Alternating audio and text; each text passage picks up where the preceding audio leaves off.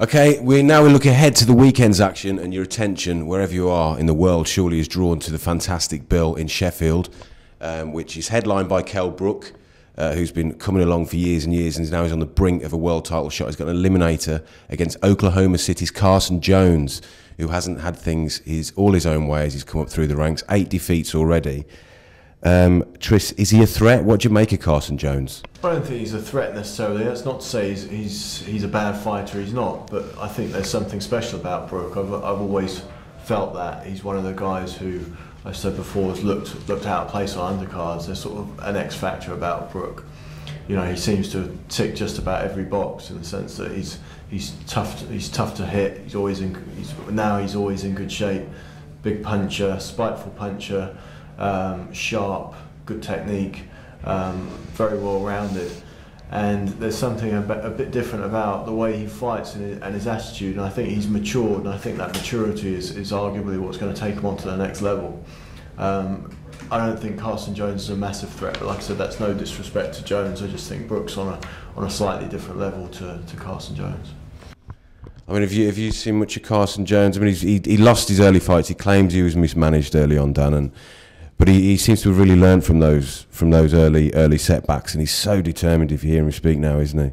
Yeah, well, sometimes that can be the best way to go through a career. I mean, it's not intentional, but you actually learn more by losing fights early on if you can put right the mistakes that you made, if you can analyse your performances. And clearly that's what Jones has done, because he's definitely been on a good run over the last couple of years. Having said that, I think Brook's one of those fighters who rises to the occasion. If there's a big fight for him, and if Jones is a threat, I think Brook will dig inside himself and find something extra to come out on top, but we'll see on the night. I mean, you was at his fight against Hatton, wasn't you? You've been at a lot of his fights over the years. Have you seen that improvement and that special star quality that Tris was just talking about? Yeah, the best fight I've seen him have was against the Pole Jackiewicz about a year or so ago. He was a tough guy, never been stopped before, and Brook just took him apart. And I think he won in 6 rounds, but frankly he could have won it even earlier if he'd really tried. But that's why Brook is such a classy fighter. He can win in the first round or the last round, and he has several gears to go through, and even then he looks as though he has even more to come, even when he wins impressively. So yeah, he is a very special fighter, I think. Yeah, I mean, we talk about this whole bill in more detail in the magazine this week, which is available on the newsstand on Thursdays as usual. You can get it a day earlier, boxingnewsonline.net/apps, and that will be available on Wednesday. Okay, so it's a massive undercard though, isn't it, in Sheffield? Tris, what are you looking forward to most on there? I'm quite looking forward to seeing the test that Ryan Aston's got against Nottingham puncher Curtis Valentine, but I think the one that stands out is the rematch between Gavin Rees and Derry Matthews. Rees I've always rated, and I've always enjoyed watching him fight. You know, very busy, good style, enjoyable to watch. You know, he's been in some really good action fights. I was there the night he won the light welter title against Suleiman and Bai, and the night he lost it against Andreas Kotelnik too. Derry Matthews, I thought he was done. I thought he was finished a year ago. You know, I thought he was on the scrap heap, and he somehow dusted himself off after a couple of losses and returned with a magnificent win against Anthony Corolla, who was arguably the most informed British fighter, you know, at the time. So to turn the form book on its head like that was astonishing. It would be interesting to see if he can keep it going against Rees, who's got slightly more experience than Corolla had. And obviously they had the first match, which ended with the bad head clash, and Derry having bad damage to his nose. If they can avoid that happening again, and there's still question marks about Derry's nose, I believe, but if they can avoid that happening again, then it could be a terrific fight. Yeah, I mean, I was ringside for that fight. It really was building up nicely.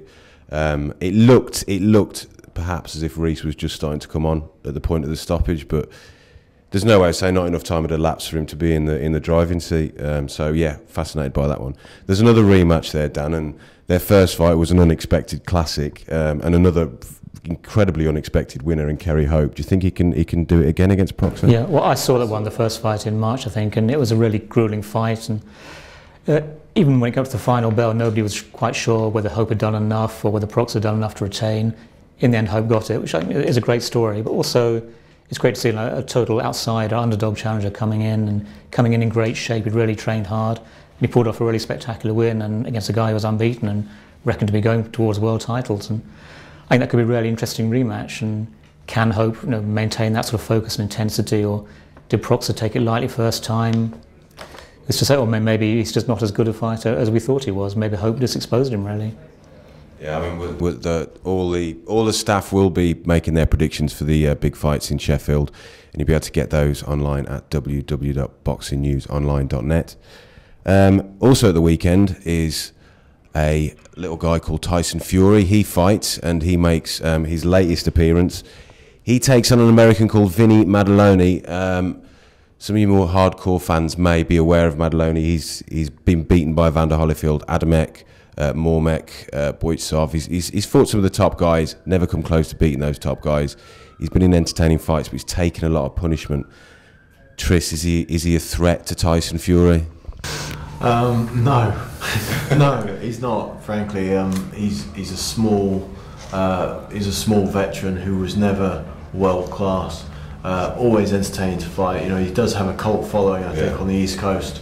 But yeah, I mean, he shouldn't be anywhere near Tyson Fury, and probably on the night he won't be anywhere near him. It's just, yeah, I think it's a mismatch. Fury, you can say it's a marking time fight all you want, but the last 2 or 3 guys that Fury's fought, they haven't really got him anywhere in the rankings since he fought Derek Chisora. So it's not a great match on paper, and I don't think it will be on the night. I think Fury should just pick him apart and grind him down, but I don't think it will take necessarily that long. Maddaloni does tend to bust up and get facial damage. In fact, I remember him, I was ringside, I think it was in 2002, when he fought on the Vladimir Klitschko Ray Mercer undercard. He fought Al Cole, a veteran, in a 6-rounder. And Al Cole, everyone was saying, I think Maddaloni was 15-0 at the time, and everyone was saying Al Cole was being brought in just to make Maddaloni look good. Cole thoroughly outboxed him, cut him up, busted him up, and did a real number on him, and it was quite gruesome to watch that night. And Maddaloni got really badly broken down. And in many ways, it's been all downhill since for Maddaloni, and that was 10 years ago.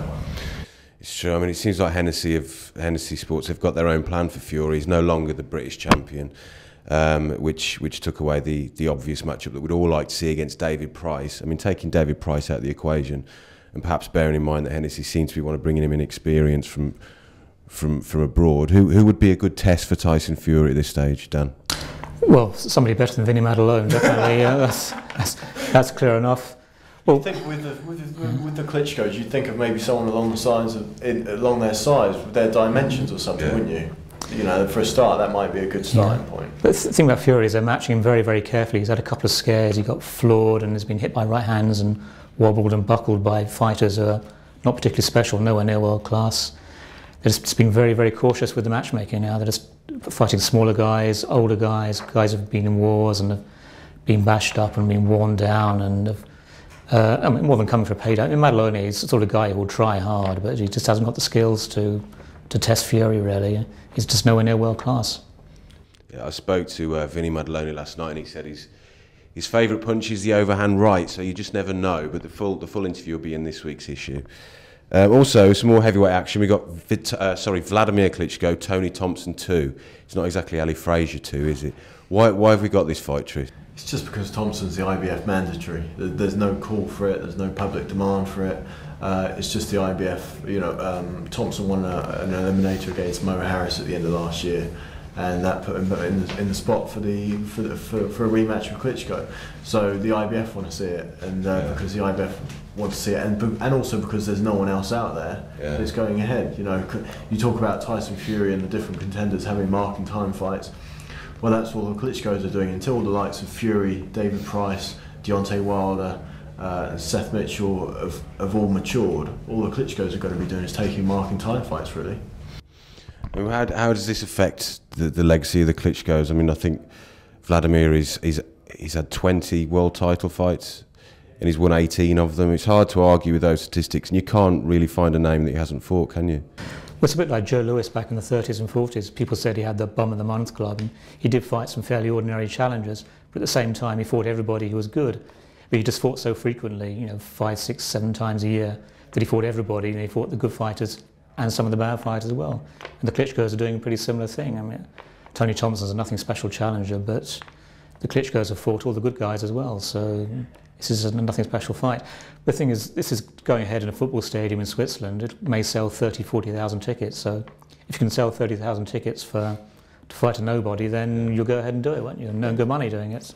To be fair to Thompson as well, he's not that bad. He is the best of a bad bunch. He's right up there with the leading contenders. You know, he's awkward, he's strong, physical, and he came into boxing late. So although he is old, he hasn't got great mileage. But you know, so in his defence, he's better than some people might give him credit for. But you know, he's still not on the Klitschko's level, I don't think. Okay, so that brings us to the end of the second part of BNTV. Remember, you can debate some of these issues that we've been talking about here at forum.boxingnewsonline.net, and that's the new Boxing News forum, so please do get involved with that, and hopefully you'll get to argue with some of the members of the staff as well.